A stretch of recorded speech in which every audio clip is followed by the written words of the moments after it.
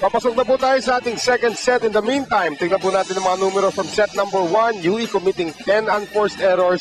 10 points din ang lamang ng AYAC sa set na yun. Oo, kaya the story boils down sa errors pa lang ng 10. So it's a giveaway talaga yung first set na to. Well, second set, tignan natin kung makakaayos itong University of the East trying to minimize their errors. Pero in the meantime, John Pagtalunan rediscovering the fountain of youth sa kanyang serve. Actually, ang galing ng service niya na. It has power, tapos nag-float pa. You don't even know whether it's gonna go up or down. Right. So, and then, mabilis ang buting ng bola. Nice serve again by Pagtalunan. Bago setter ngayon para sa UE. Our first look now at Mats Imperial, who's seeing his first action, but nevertheless, another point para dito sa AYAC. I think UE has to come up with, coordinate sila with each other, talk to each other, kasi in terms of yung block nila kanina, it's all dwindling. That one goes wide, however, from Pagtalunan. So, unang punto sa manyan para sa UE dito sa ating second set. And up to serve ngayon, etong si Jay Ortega, who's also seeing his first action. Salamat sa PLDT Home Volterra, the ultra-fast LTE for a happy family with speeds of up to 10 Mbps monthly internet for as low as 999 pesos. Good serve by Ortega. Pagtalunan on the quick play, tinuloy pa rin nila for Harry Altoguna. That is an ultra-fast spike brought to us by PLDT Home Volterra, the ultra-fast LTE for a happy family. Looking at the play that they set up, 2 quick spikers up front and at the back, tapos talagang give away yung open spiker mo in case hindi mag-work out yung dalawa. Daming options. Yes. That is what's nice about having 3 spikers up front. The options are very wide, are very open. Camposano, net violation. 4-1 AYAC. Diba parang asan si P. Torres? Yeah. The junior version. So, actually, I think Camposano is really thinking, how could I neutralize this? How can I do... As the captain, he has to think about these things now. Yes. Mantala serving ngayon, Mark Arias. Imperial. Pagtalunan, sending it to Encina, and the block goes out from Umandal.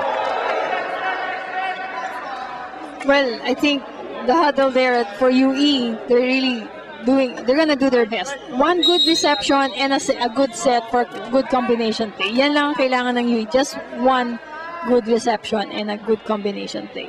Si Umandal is actually only 16 years old. Turned 16 this year. And that's an error on the serve by Mark Arias. And he is 6'3". Grabe, no? And he is serving. Turned 16 at 6'3", so he's gonna grow taller in the years to come. March 8, yeah. 1999, ang kanyang birthday. And Sina able to score. Tignan ulit natin yan. It's an ultra-fast spike brought to us by PLDT Home Volterra, the ultra-fast LTE for a happy family. And Sina spiked that ball right into the block of the players from UE. 2 blockers pero hindi sila combined. That's why it went in between the 2 blockers. Wala sa timing that time. As Mojica hits it into the net. AYAC 6, UE 3. Yes, UE should realize that they have 3 spikers on the other side for AYAC. Abrot overcooks the serve. 7-3 in favor of AYAC. If you would look at it, Noel, Pagtalunan never drops the ball to the other side on the second ball. Never does it that. Basta lagi siyang merong combination play. Basta maganda reception din. Oo. Ariel Duguna now to serve. The reception, Imperial, and an error. Lifting violation against UE. So it's gone from bad to worse for the Red Warriors. Lamang na po ng 5 ang AYAC, 8-3. We'll be right back.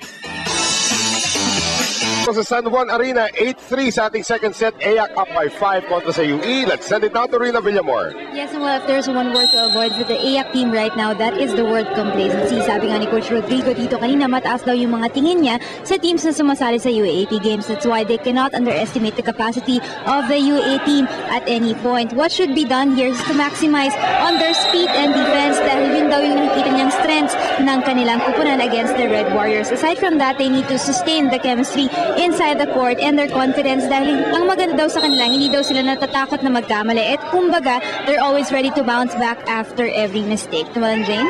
Well, and again, that is a mark of a champion team na alam nila na nangyayari naman talaga sa ating mga mali. Bawi na lang kaagad tayo. Yes, And that's that very is a true. score for UE. UE has to gel right now. Like pagtalunan, he carries the team on the other side for AIAC. But for UE, Camposano is having a hard time gelling up the team, getting them together. Ito nga, they're using now a 16-year-old setter in Mats Imperial. Yes. So again, baptism of fire ito para sa Red Warriors. Imperial on the quick. Papunta rito kay Lelik. Attacking once again, Meliza. Imperial. Galing sa likod naman, Abrot. Encina on the jump set. Papunta rito kay Meliza. Imperial on the second ball. How about that? Yes. For a short guy like Imperial, no? And he never misses a block. Ano ba ito? 5'4"? No, it's about 1 point, mga ganon. 5'4", 5'4", 5'5", yeah. But he never misses yung setup. Pagdating sa setup ng play, he blocks even though he's short. Right. Camposano, too strong. Not a good day so far para kay Edward Camposano, national team member. Yes. And looking into the second set, AIAC has 4 good attack points and 1 good serve, but they have an enforced error of 3 Yeah. against UE with 2 attack points and 3 enforced errors. Tatlo ang abante rito ng AIAC. Imperial sa kabila. Off the arms of Moica. Ang palo that time nitong si Jay Ortega. Well, he wants to use a one-hand dig or reception, but it didn't work out, no? Oo. Kumbaga, chances are, if he gets it right, then it's good, but Correct. unfortunately, he didn't. Nice serve there. Here is Meliza off the block. So si Umandal teaming up with Imperial. Of course, doon pa dadaanin kay Imperial yun. Imperial talaga. Pero Imperial has a style. If you would look at him, he would raise it up, pero iba-back niya yung... Pasalo. Pasalo na siya. Serve is good para sa AIAC. Camposano. Pagtalunan. Too near for Mojica, and that will be a point for UE. At sinabunutan ni Howard. Si Pagtalunan. Pagtalunan already knows kung ano yung direction ng set niya. He knows it's, you have to do something about it. Look at this kid. 16 years old. I think he's gonna grow pa. He's gonna grow. 16. I think he hopes that he's going to grow also. Imperial, a nice drop there coming from Umandal, another 16-year-old. So the 16-year-old finds the other 16-year-old. Grabe, no? Grabe, 16-year-old na yung mga naglalaro. For a collegiate and team. we're covering them. Yes. And we're covering that. It's Yeah, really no. nice. Meaning to say volleyball is really, yung grassroots is Yeah. already there. And Imperial hits it into the net. 11-9. Serve kayo para dito kay Pagtalunan, who is the oldest player on the floor On the already floor. at the age of 25. Siya na yung oldest Oh, player. there's a 25. From both teams. Yes. That's a point para sa UE. Courtesy of Jay Ortega. Sana na ang abante rito ng AIAC, na? Huwag kayo pepetics dito. UE is fighting. Just a 1-point lead now for AIAC. Oh. Ortega, malakas. Sometimes you really have to gauge yung strength mo, and you have to put a target on the other side. You have to Right. target at least 2 players for the reception. Ngayon, para sa AIAC, Mark Arias to serve. Sa mga senior citizens na nila ito. At the age of, 22? 22 is a senior. Oo. Di ba? And the Imperial. youngest, Nice delay that time. no, Grabe yung chops ni Imperial as a setter, ha? Yeah. Pero now UE is doing combination plays. Ano? Nice delay na nahilo ang depensa that time. And the score para dito kay Abrot. Actually, Imperial did set the ball. Alanganin siya na quick and then yung tres or patong, it's not that hard. Yan, ang patong. Oh. Encina. Normally, you would, if you have a very, let's say, your opponent is a very good open spiker, iiwan ka ng isang blocker dyan. Oo. Tatauhin mo na yan. Tatauhin mo talaga siya. Tao-tao yan. Here's one of the best open spikers in the country right now, Howard Mojica. With that wicked jump serve. Imperial. Naatrasan niya yung net. Again, this kid is going to learn. And when he learns, he could be the next Vince Mangulabnan. Huh? Yes. But I cannot just imagine if he's gonna go right beside Tony. The player ng player ng Ateneo. Yeah. Tony Koifman. For 6'8" and a 5'4". Nangyari na sa women's team natin as we have another score here for AYAC. Jaja Santiago tumabi kay Jack Jonella. Oh yeah, I saw that. I saw that. Diba? Ang cute. Ang cute nilang dalawa. 6'6" Jaja Santiago with 5'1" Jack Jonella. I saw that. Cute nila. 15-11. It's a 4-point lead now for AYAC. Mojica, tatlo na lang po ang abante rito ng AYAC. And again, Mojica, if there is any chink in his armor, yung consistency na lang niya sa serve. Yes. 15-12. Abrot. Mojica. Pagtalunan. Meliza through the block. Nang mamama po ang AYAC dito sa ating second set. They are up by 4, but UE is giving them a fight. We'll be right back. 16-12 ang ating score. AYAC up by 4 kontra dito sa UE. Nahanap na po natin ang ating ultra fun family of the game. Say hello to the kanilang family. Ayan po si Danny, si Virgil, si Dexter at si Deron. All in attendance dito, taking in the action. At fun naman sila. Sabay na sabay pa yung wave nila. Cool na cool. Yeah. 16-12 po ang ating score. Once again, thank you for joining us dito po sa Spikers Turf. Noel Zarate, kasama po si Jane Bukid at si Rina Villamor from the arena here in San Juan. Camposano turned back and everybody is leaving. Grabe. Talagang pag si Camposano, they're really cheering. They know that he's the best player from UE. Yes. Pero pati celebration nila may choreography. Oo. Itong AYAC. Grabe energy na yung pinapakita rito. Harry Altaguna, now to serve. Imperial, ayan na. There is a strike from Sam Lelik.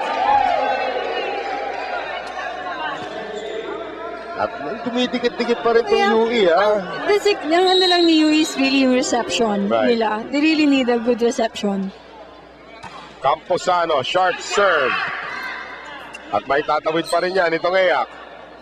Imperial, Camposano galing likod. That is dug up well by Mangaring. And there's an attack from Mojica. Balik na naman sila lahat doon.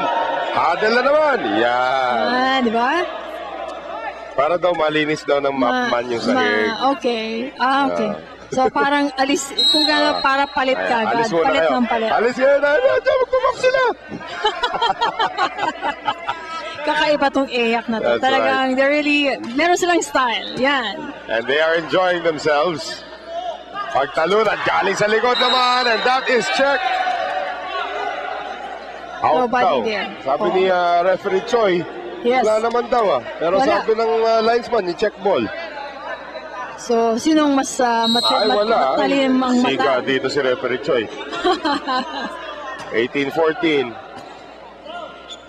Pagtalunan, kabila, Melgisa. Alis na naman, magmamap daw magmamap. Oh, nandun na sila sa koral. Sige matatawagan kayo ng ano. Bawawakan ni Giovanni Vargas niya. Oo. Samantala, Magdaong will return as the center for UE at para a laudable effort para dito kay Imperial. This kid will be some setter para sa UE as we take our friends from Mikasa, the official ball of the Spikers Turf. Mas Imperial in a few years. Ayan, tinakausap na. Halika rito, Mojica. Sabihin mo nga mga kaibigan mo ang kukulit nyo. Saka normally teams would cheer inside. Yan. Sila medyo... Saan umaabot so, siya para sa minions. Umso pa sila. Lalaki naman ito. Magdaong now. Camposano into the face of Magdaong. Of Mangaring rather. And that will be a double touch. Sabi ni Camposano, tama na kayo. Ayan. So, may isang period siyang binigay. Yan. Parang warning lang, Warning. ha? Warning lang. Nandito kami, ha? Now their setter is back. Si Magdaong. Si Magdaong.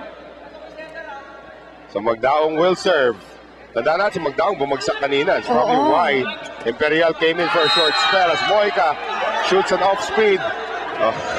Yan yung off speed, no? So you just have to look at the ball. Don't expect laging malakas yung ball ang papaluin ng kalaban mo. Especially somebody like Mojica na ang daming tira. Oo.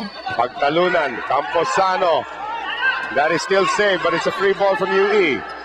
Pagtalunan with a double. Ay, net violation. Yeah. He touched the net. Again, pagtalunan sa pretty tall setter of about 5'8", 5'9". Yeah. Pero medyo wide body na siya ngayon. Like siguro before eh. Mas Adamson ba siya, no? Yes. Well, Alba will check back in. But setters are always setters, no? No matter how old you are or your age mo, setters are setters.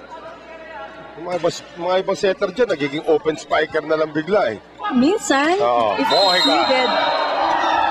Well, Mojica is having his way. 21-16, 4 puntos na kailangan ng AYAC para makakuha ng 2-0 lead. Yeah, and Encina is back. Yep. At ngayon, si Arias. One good reception lang for UE, Noel. To break the momentum. That's a good reception. Magdaong on the double attack, pero that's a good dig. Coming from AYAC, Mojica again!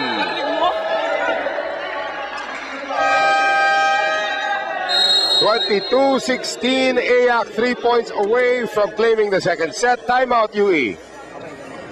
Una dun yung first line of defense natin, yung block, nagiging loose tayo ron eh. Joshua, hindi ka makaabot eh. Puro kapag ganun, binabangga mo yung katabi mo eh. Hindi siya makapwesto ng ganun. Kasi nakahabol mo ng bangga. Distansya ka lang, saraduan mo lang yung dadaanan mo. Pag dito ka umabol, saraduan mo yung daanan doon. Hindi kailangan ikaw makablock ng bola eh. Kailangan matakpan mo yung dadaanan ng bola. Ha? Okay, Magda. Porsyento tayo dun sa taas. Edward, mas ibabaw ka. Gamitin mo yung outer block. Did I hear it right? Ano? He called the setter Magda. Magda. That's not on my list, pero... Magda na. Magda. So, sinushortcut nila lahat. Sinushortcut nila yung mga apelido. Anyway, tama yung sinabi ni Coach. I mean, Joshua, no? Yung habol niya sa bola, sa spike, or sa spiker ng kabila, malayo. So, he has to stop where the ball is gonna pass through. Good serve from Arias. Magdaong ngayon. Camposano, and he scores. And of course, thank you to our friends from PLDT Home Altera, the ultra-fast LTE for a happy family with speeds of up to 10 Mbps. Monthly internet for as low as 999 pesos. Nagpaparamdam na si Edward Camposano. Ayan na siya. And Joshua Mandal on the serve. It's a good one. And the misdirection from Laguna. Camposano again! Wow. And now he's getting the feel. Camposano, of course, wanting to make the transition from high school star to college star. Serve once again para kay Umandal. Good defense at the net. Kahawa yun as Vince Abrot able to score. And then Sina misses that set. Hindi niya masyadong tinamaan ng solid yung bola. That's why nahuli ng block yun ng UE. Tatlo na lang pong abante rito ng AYAC. Pagtalunan. Mojica, back to business. That is what the coach of UE, no? Coach Pascual was telling his guards that you really have to block the ball, no? Yung pass nung spike. 23-19, Mojica nasa likuran na to serve. Magdaong Camposano. Tumahimik bigla ang AYAC. No, they were expecting a touch net there, pero walang tinawag si coach, si first referee. So now just a 3-point lead for AYAC. 2 puntos na lang kailangan dito ng Generals. Melyisa still cannot get it done. Magdaong, the center, able to block. 23-21, ito na ang UE. Eto na, humahabol na. But then, of course, I can see Pagtalunan saying that, okay, let's get back into the groove now. And that's more like it. Para naman dito kay Encina. 3 set points para sa AYAC. And Ariel Daguna, or Duguna rather, trying to put it away for the Generals. Masyado nang dumidikit ang UE.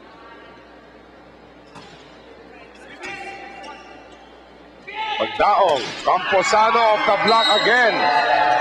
Keeping UE alive, that's Camposano. Ang problema nga lang ng UE, nasa likuran na si Camposano. Yes, oo. So ngayon, kailangan lang ng isang magandang block ito or an ace service. We'll see how it happens. Camposano, good serve. Moika with the reception.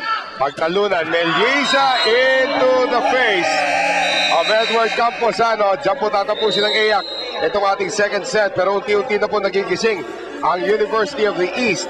AYAC now taking a 2-0 lead kontra sa Red Warriors by taking that second set 25-22.